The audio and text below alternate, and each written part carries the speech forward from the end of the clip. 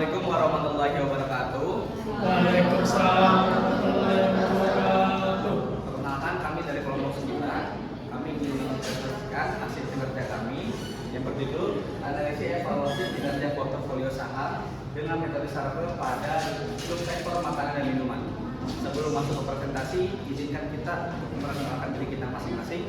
Perkenalkan, nama saya Muhammad Dahra Pratama dengan NIM 64230314. Perkenalkan, nama saya Yulianita Nurul Sanjata dengan NIM 64230139. Perkenalkan, nama saya M. Awal Ramadhan Octavian dengan NIM 64230341. Perkenalkan, nama saya Farhabila Saputra dengan NIM 642303. Oke, selanjutnya masuk ke latar belakang.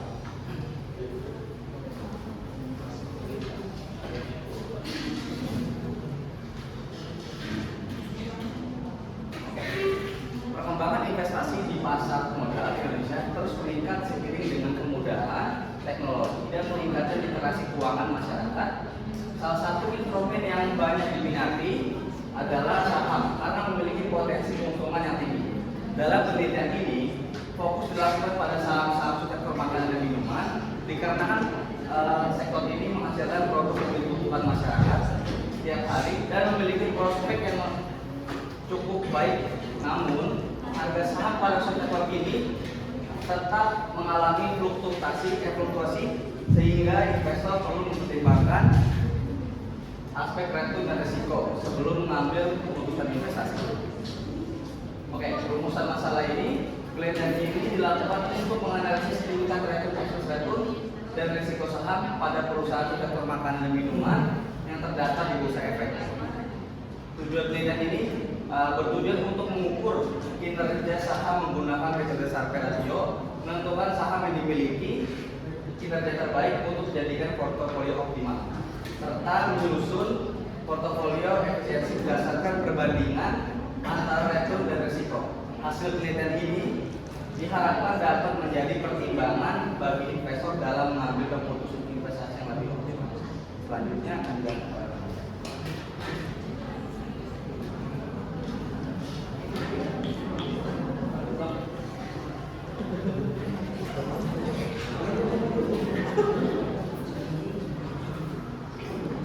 Oke, itu yang pertama ada pengertian saham dan IHSG. Saham merupakan bukti kepemilikan seseorang terhadap suatu perusahaan. Dengan memiliki saham, investor berpeluang memperoleh keuntungan berupa dividen dan capital gain. Namun juga menghadapi risiko akibat perubahan harga saham. Indeks harga saham gabungan (IHSG) adalah indeks yang menunjukkan pergerakan seluruh saham yang tercatat di Bursa Efek Indonesia. IHSG digunakan sebagai indikator untuk melihat kondisi dan perkembangan pasar modal Indonesia secara keseluruhan. Return saham merupakan tingkat keuntungan atau kerugian yang diperoleh investor akibat perubahan harga saham dalam suatu periode tertentu. Perhitungan itu dilakukan dengan membandingkan harga saham pada periode sekarang dengan harga saham pada periode sebelumnya menggunakan data closing price.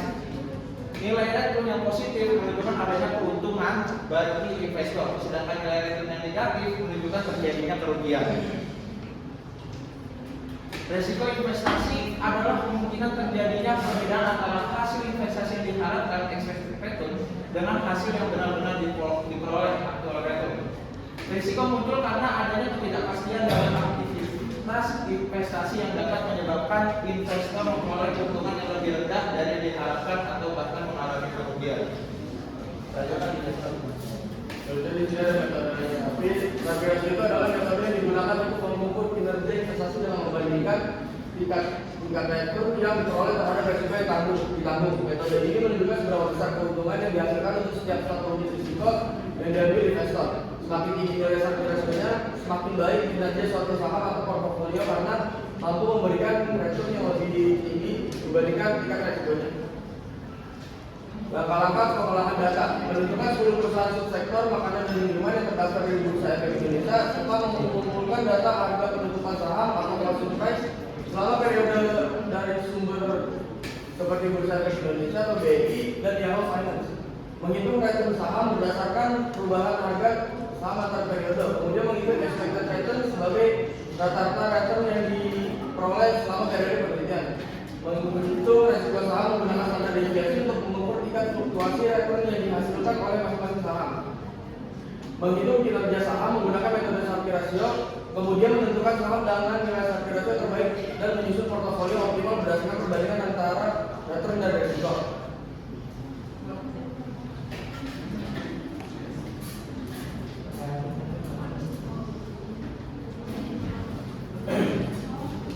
Oke, langsung masuk ke Excel-nya. Oke, pada tabel pertama berisi penutupan bulan dari 10 saham sektor makanan minuman, yaitu ada STP, APBP, FAPA, AD, Starta, CPN, SKRO, BISD, STA, dan PNGO. Dan IASG yang diperoleh dari periode Desember 2024 sampai 2025. Dan harga saham ini digunakan sebagai dasar perhitungan return saham menggunakan rumus metode Sharpe.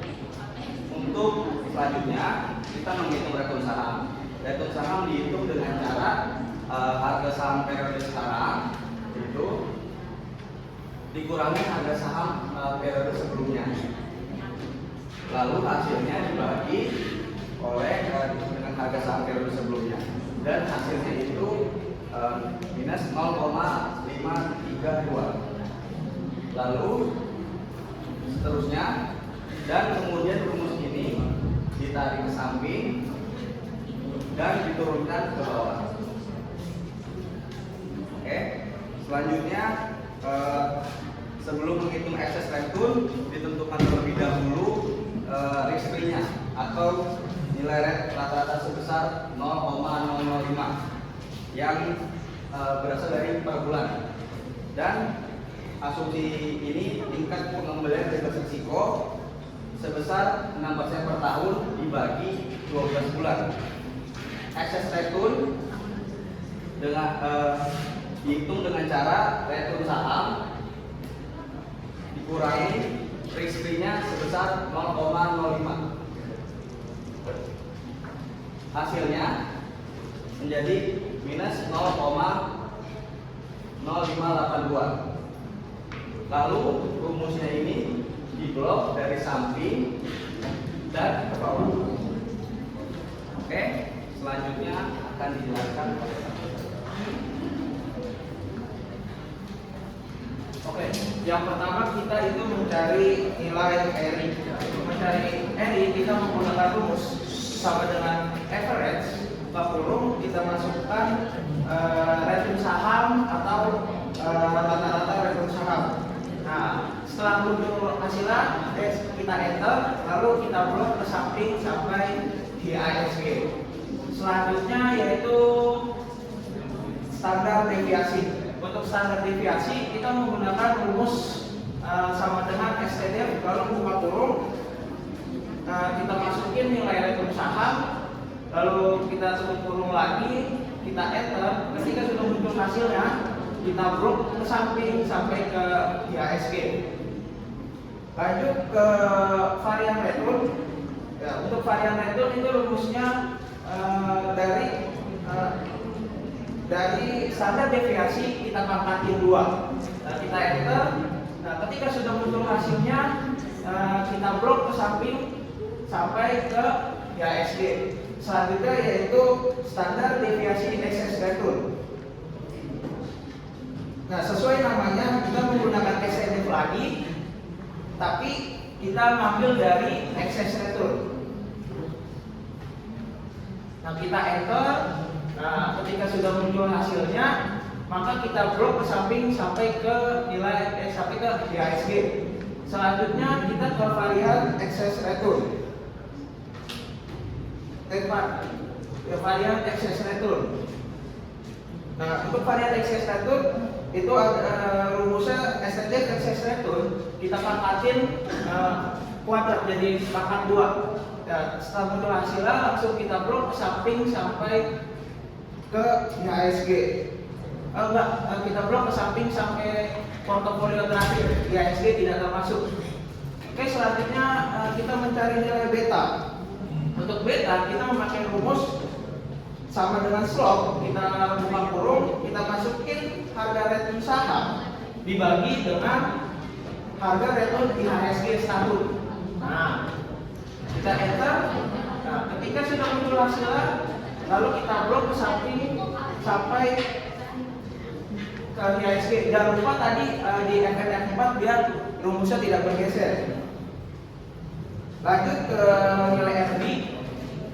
Untuk nilai RB itu kita menggunakan rumus sama dengan buka kurung, kita masukkan nilai RI lalu dikurang dengan Risk-free FNF4 biar nggak bergeser rumusnya, lalu kita tutup kurung, kita bagi dengan nilai beta, lalu kita enter.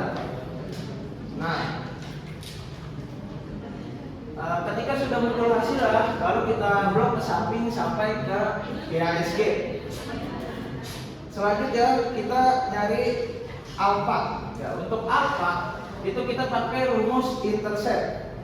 Kita buka kurung, hasil saham dari excess return dibagi dengan hasil IHSG excess return. Jangan lupa kita F4 biar nggak bergeser rumusnya, lalu kita tutup kurung, kita enter, dan selanjutnya kita blok ke samping sampai ke harga saham terakhir. IHSG-nya tidak termasuk ya. Selanjutnya kita mencari nilai AI. Untuk nilai AI kita memakai rumus sama dengan buka kurung, kita masukkan nilai RI, lalu kita kurangi dengan Risk-free, lalu kita FNF4 biar nggak bergeser rumusnya, lalu tutup kurung, kita kalikan dengan nilai beta, lalu kita bagi dengan varian excess return. Nah, kita enter. Ketika sudah muncul hasilnya, lalu kita blok ke samping rumusnya sampai ke portofolio terakhir kita, saham terakhir. Untuk mencari BI itu rumusnya kita pakai sama dengan nilai beta kita pangkatin 2, lalu nilai beta dipangkatin 2, lalu dibagi dengan nilai varian excess return, lalu kita enter. Nah, setelah kita enter, lalu kita blok ke samping sampai harga saham terakhir. Lalu kita mencari nilai CI. Untuk nilai CI kita memakai rumus sama dengan buka kurung, varian, masukkan nilai varian return, lalu dikali dengan nilai AI, tutup kurung, lalu dibagi, buka kurung lagi, ditambah masukkan angka 1, lalu ditambah varian return, lalu kita kalikan dengan nilai BI, tutup kurung, lalu kita blok rumusan ke samping sampai portofolio terakhir. IHSG tidak termasuk. Nah, sebelum kita mencari nilai UI dan Z, kita harus mencari nilai cut off rate-nya dulu sebelum mencari UI dan Z. Untuk mencari nilai cut off rate itu kita memakai rumus sama dengan MAX, max. Nah, nilai G-nya kita blok sampai ke samping, lalu kita enter. Nah, ketika sudah muncul hasilnya, langsung kita masuk mencari nilai Z-nya. Oke, untuk Z atau ZI kita memakai rumus sama dengan beta sama dengan kita masukin nilai beta, lalu kita bagi dengan varian excess return, lalu dikali buka kurung nilai RB dikurang nilai Risk-free, lalu kita F4 tutup kurung, kita bagi lagi buka kurung nilai RB dikurang cut off rate, tutup kurung, lalu enter. Blok rumusnya ke samping. Terus untuk nilai C-nya yang minus, TI-nya yang minus, itu di bagian C kita hapus saja. Jadi cuma masukin yang enggak, nilainya yang enggak minus saja ya. Selanjutnya itu kita mencari total Z. Nah, total ZI itu pakai rumus sum. Kita pakai rumus sama dengan sum, buka kurung, kita masukin Z-nya, kita blok ke samping, lalu kita enter. Nah, akan muncul nilai total Z-nya. Nah, setelah muncul total Z-nya, baru kita ke rumus WI. Nah, untuk rumus WI sebelumnya itu kita kita blok WI-nya sampai ke kanan untuk ubah dari angka desimal menjadi persenan ya. Lalu kita masukin rumus sama dengan Z dibagi total Z. Habis itu kita FNL 4, lalu kita enter. Ntar muncul persen-persenannya. Totalnya itu jadi 100%. Saya menikmati dijelasin oleh guru saya. Dari situ ada kebutuhan portofolio optimal, masukkan siklus saham tadi dan juga energinya dan cut off rate-nya. Kalau yang masuk ke portofolio itu yang lebih besar dari cut off rate-nya. Itu ada 5 saham, yaitu VAPA, ADES, SGRO, STTA, dan PNGO. Di sini ada proporsi dananya. Proporsi dana itu adalah pada saham, yaitu ada 5 saham tadi yang masuk portofolio. Itu kita cari jumlahnya dari hasil dari WI tadi yang akan dihasilkan jadi 100%. Jadi itu kita mencari antisipatif risknya itu beta kuadrat ditambah IHSG biar rumusnya tidak bergeser di FNF 4 ditambah varian Bretton dan hasilnya akan hasilnya segitu di blok ke kanan sampai saham terakhir itu PNGO. Dan selanjutnya itu ada alpha portofolio. Kita dimasukin rumus yang dari saham tadi aja. Rumusnya itu adalah alpha dikali V. Lalu di blok ke kanan sampai PNGO yang tidak termasuk portofolio kita hapus saja. Selanjutnya itu ada beta portofolio. Beta dikali V, enter dan hasil itu di blok kanan sampai rumus sampai pada terakhir PNGO dan yang tadi yang tidak masuk portofolio itu ya saja. Selanjutnya itu ada koefisien portofolio. Rumusnya itu W dikali hasil sistematik lalu dan enter dan di blok ke samping dan hasilnya segitu ya. Dan sekarang itu mencari total antisipatifnya itu total antisipatif. Rumusnya itu sama dengan sum buka kurung W dikali sama dengan sum dan enter dan hasilnya segitu sudah ditarik ke bawah.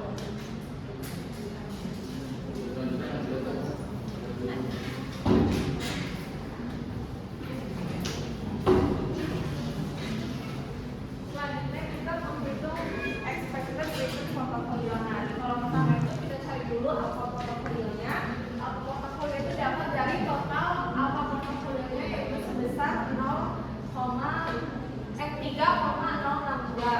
Lalu di kolom kedua kita masukkan total beta portofolionya. Ini hasilnya 43,84%. Nah, di dalam expected return portofolio ini kita ubah angkanya ke dalam bentuk persen. Lalu masukkan IRM-nya. IRM itu dapat dari IHSG-nya ini. Lalu kalian klik enter. Nah, setelah itu baru kita masukkan rumusnya yaitu IRP sama dengan alpha portofolio ditambah beta portofolio dikali IRM lalu klik enter maka hasilnya sebesar 0,848%. Artinya expected return portofolionya memiliki tingkat keuntungan sebesar 0,848%. Setelah itu kita mencari risiko portofolio. Nah, di kolom pertama kita masukkan rumusnya yaitu total beta portofolio pangkat 2 dikali OM atau varian return market atau IHSG-nya lalu klik enter. Maka hasilnya ini. Nah, setelah itu di kolom sebelum masuk ke kolom 2 kita cari dulu rata-rata varian return-nya. Maka rumus sama dengan average buka kurung lalu kalian blok semua nilai varian return-nya. Nilai varian return-nya kalian blok tutup kurung lalu enter.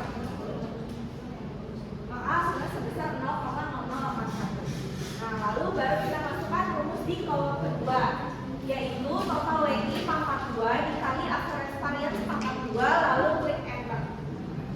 Hasilnya ada seperti ini. Nah, di kolom ketiga masukkan rumus varian portofolio yaitu total beta portofolio pangkat 2 dikali varian return market ditambah total koefisien portofolio lalu klik enter.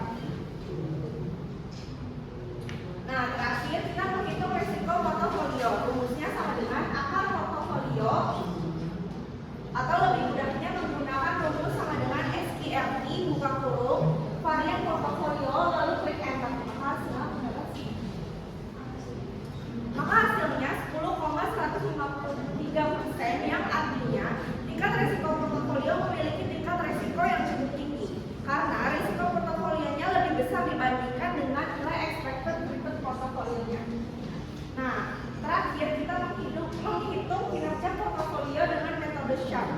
Di kolom pertama kita masukkan nilai IRP-nya yang sudah kita cari tadi, yaitu 0,85%. Lalu di kolom kedua kita masukkan nilai risk-free-nya yaitu 0,5%. Dan terakhir kita masukkan nilai risiko portofolionya. Setelah itu kita hitung menggunakan rumus Sharpe sama dengan buka kurung IRP dikurang RF tutup kurung lalu dibagi dengan risiko portofolionya lalu klik enter maka hasilnya sebesar 3,43%. Artinya hasil metode Sharpe yang diperoleh bernilai positif yaitu sebesar 3,43%. Jadi dari 10 saham yang kami hitung menunjukkan nilai indeks Sharpe yang lebih besar yaitu 3,43% dibandingkan dengan nilai return ekspektasi pasar yang hanya sebesar 0,85%. Maka kesimpulannya menunjukkan penelitian evaluasi kinerja portofolio dengan metode Sharpe adalah return portofolio bernilai positif sebesar 0,85% dengan tingkat risiko sebesar 10,15%. Yang mana hal ini menandakan tingkat risiko portofolio lebih besar dari tingkat pengembaliannya. Jadi kinerja portofolio secara keseluruhan berdasarkan metode Sharpe memiliki nilai positif sebesar 3,43%, yang mana nilai tersebut masih lebih besar dibandingkan tingkat pengembalian pasar yang hanya menandakan sebesar 1,81%. Hal tersebut menandakan portofolio yang telah dibuat memiliki kinerja yang baik dengan tingkat risiko yang cukup besar. Nah, di sini ada hasil dan analisis. Hasil portofolio optimal diperoleh 5 saham yang masuk ke dalam portofolio, yaitu ada FAFA, ADES, SGRO, STAA, dan PNBO. Dari kelima saham tersebut, FAFA memiliki proporsi terbesar, yaitu 52%, diikuti PNBO sebesar 17%, ADES sebesar 14%, SGRO sebesar 11%, dan STAA sebesar 6%. Komposisi ini menunjukkan bahwa FAFA menjadi saham yang paling berkontribusi dalam pembentukan portofolio.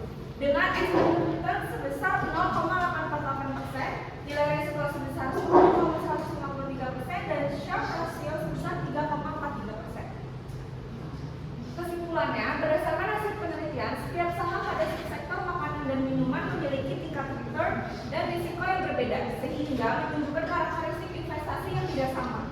Portofolio yang terbentuk memiliki expected return sebesar 0,88%, risiko 10,153%, dan Sharpe rasio sebesar 3,43%, yang menunjukkan bahwa portofolio tersebut sudah tergolong optimal karena mampu memberikan return lebih baik dibandingkan risiko yang ditanggung. Investor juga disarankan untuk tidak hanya melihat return, tetapi juga mempertimbangkan risiko dalam mengambil keputusan investasi. Penggunaan metode Sharpe rasio dapat membantu dalam memilih portofolio yang lebih efisien. Selain itu, diversifikasi saham perlu dilakukan untuk mengurangi risiko investasi. Penelitian selanjutnya dapat menggunakan metode lain seperti Triangle Ratio atau Jensen-Ampel untuk hasil yang lebih lengkap.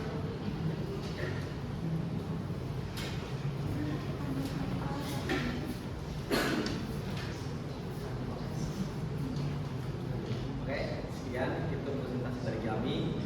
Selebihnya mohon maaf. Wassalamualaikum warahmatullahi wabarakatuh.